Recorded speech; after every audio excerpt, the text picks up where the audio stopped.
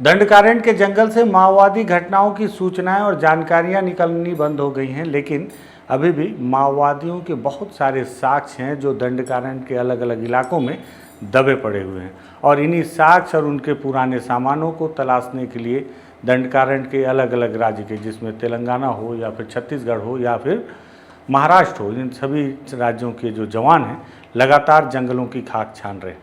और इसका दुष्परिणाम भी देखने को मिला था बीते दिनों कि हमने अपने 4 जवानों को खो दिया था इन्हीं माओवादियों के डंप को रिकवर करते करते।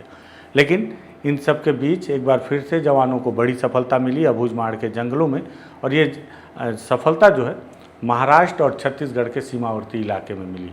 क्या है सफलता, क्या कुछ जानकारियाँ मिली, क्या सामान माओवादियों के निकले जो बहुत चौंकाने वाले थे, इस पर बातचीत करते हैं। नमस्कार, मैं विकास तिवारी हूँ और आप बस्तर टॉकीज देख रहे हैं।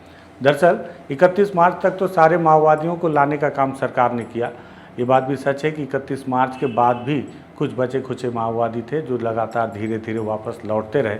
अभी भी कांकेर के इलाके में कुछ माओवादी हैं जिसमें रूपी और चंदर का नाम आपने सुना होगा, मैंने कई दफ़े बताया, जिसमें रूपी को पुलिस के जवानों ने मुठभेड़ में मार गिराने का दावा किया। वहीं चंदर और उसके कुछ साथी हैं जो अब तक लौट कर नहीं आए हैं।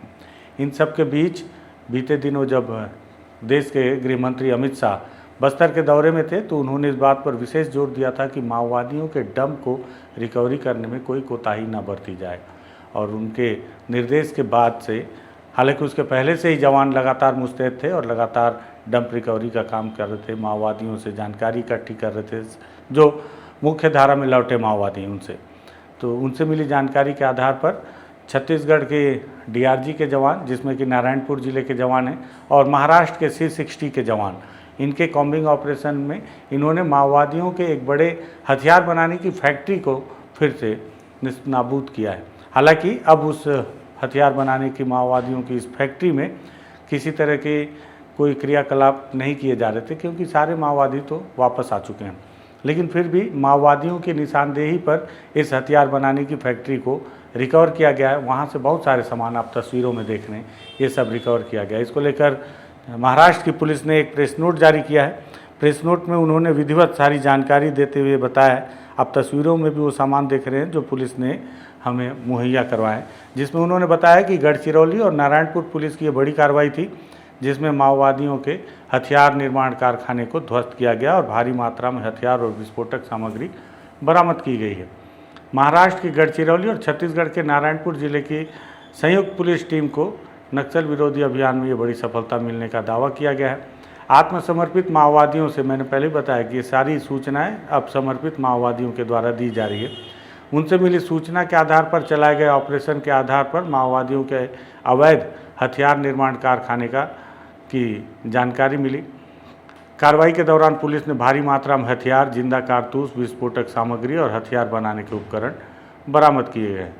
इसको लेकर जो प्रेस नोट जारी हुए उसके आधार पर माओवादी संगठन सुरक्षा बलों पर हमला करने के लिए और बड़ी वारदातों को अंजाम देने के लिए जंगलों के अंदर हथियार और विस्फोटक सामग्री तैयार करते थे और इसको लेकर बाकायदा छोटी छोटी फैक्ट्रियाँ भी उनके द्वारा तैयार की जाती थी, फैक्ट्री कहेंगे आप इसे।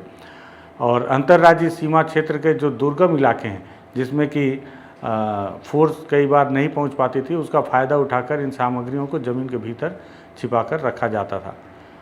जब समर्पित माओवादियों के द्वारा ये जानकारी दी गई तो नारायणपुर जिले का कोहकामेटा थाना क्षेत्र के अंतर्गत ये पूरी सामग्रियां बरामद की गई हैं, जिससे कि माओवादी बड़े बड़े हथियार भी तैयार कर लेते थे, जिसमें उनके BGL लॉन्चर हों या BGL सेल हों या 12 बोर की राइफलें हों, ये सारी चीज़ें। जो गढ़चिरौली के पुलिस अधीक्षक हैं उन्होंने बताया कि C60 कमांडो और नारायणपुर पुलिस की संयुक्त टीम ने 26 मई 2026 को इस अंतर्राज्यीय जंगल क्षेत्र में सर्च ऑपरेशन शुरू किया था। ऑपरेशन के दौरान उनको जो जो चीज़ें मिली उसकी जानकारी दी है। इसमें 10 इंच सास राइफल मिले हैं, 2 सिंगल शॉट राइफल मिले हैं, 2 बोर राइफल और SLR राइफल के जिंदा कारतूस, 303 राइफल के जिंदा कारतूस, साथ ही साथ अन्य राइफल के कारतूस हैं। 25 किलो ID विस्फोटक सामग्री मिली है, 10 ब्लास्टिंग डेटोनेटर मिले हैं, कॉर्डेक्स वायर, 500 से अधिक बिजली सेल मिले हैं, ग्रेनेड लॉन्चर, हथियार निर्माण में इस्तेमाल होने वाली कई मशीनें जिसमें मोटर, ड्रिल मशीन, इन्वर्टर और अन्य तकनीकी उपकरण भी मिले हैं। पुलिस ने बताया कि माओवादी इन सामग्रियों का इस्तेमाल सुरक्षा बलों पर हमले और नक्सली घटनाओं को अंजाम देने के लिए करते थे पहले, जब वो सक्रिय थे। और इसके पहले भी पुलिस के द्वारा लगातार इस तरह के अभियान चलाए जा रहे हैं, जिसमें लगातार कई जगह से इस तरह के सामानों की बरामदगी की जा रही है। हालांकि अधिकारियों ने जो बीते दिनों अबूझमाड़ में एक घटना हुई जिसमें 4 जवान शहीद हुए, उसके बाद भी जवानों के द्वारा मुस्तैदी से इस तरह के सामानों की बरामदगी की जा रही है, उसकी सराहना भी की है। और माना जा रहा है कि अभी भी बहुत सारे हथियार हैं। हालांकि हथियारों के आंकड़े अब तक सामने नहीं आए हैं, लेकिन माना जा रहा है कि अभी भी बहुत सारे हथियार हैं जो ज़मीनों के अंदर हैं। बहुत सारे पैसे हैं या सोने के बिस्किट हैं, उसके साथ में इस तरह के हथियार, विस्फोटक सामग्रियां हैं जो भी दंडकारण्य के अलग अलग इलाकों में। दंडकारण्य मैं इसलिए बोल रहा हूँ कि केवल बस्तर नहीं बोल सकते, छत्तीसगढ़ नहीं बोल सकते आप। दंडकारण्य बोलेंगे तो उसमें कुछ हिस्सा तेलंगाना का भी जुड़ जाएगा, कुछ हिस्सा, बड़ा हिस्सा छत्तीसगढ़ का, कुछ हिस्सा महाराष्ट्र का भी जुड़ जाएगा। उन सब इलाकों में डंप किए गए माओवादियों के सामान अब धीरे धीरे बाहर निकल कर आ रहे हैं। और जब तक इन सामान को वापस बरामद नहीं किया कर लिया जाता, जब तक ये सारे सामान वापस नहीं ला लिए जाते, तो इलाका अभी भी पूरी तरह से सुरक्षित नहीं है। सुरक्षित इसलिए नहीं है कि कई इलाकों में अभी भी प्रेशर बम हैं जो माओवादियों के द्वारा लगाए तो गए थे, लेकिन माओवादी आ गए, उन बम को वहीं छोड़ दिए।